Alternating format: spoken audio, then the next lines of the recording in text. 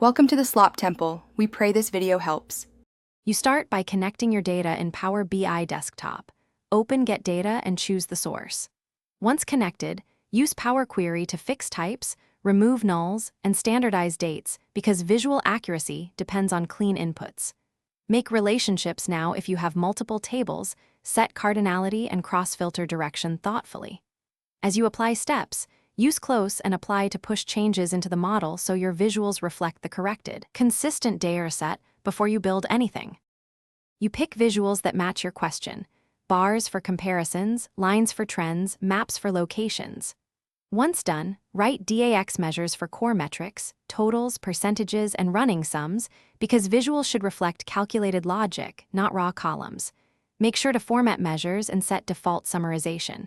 Use visual-level filters, slicers, and drill-through to let viewers explore. Also, add report tooltips and bookmarks to create guided views. These small interaction layers amplify insights without crowding the canvas. You finalize by cleaning the report canvas.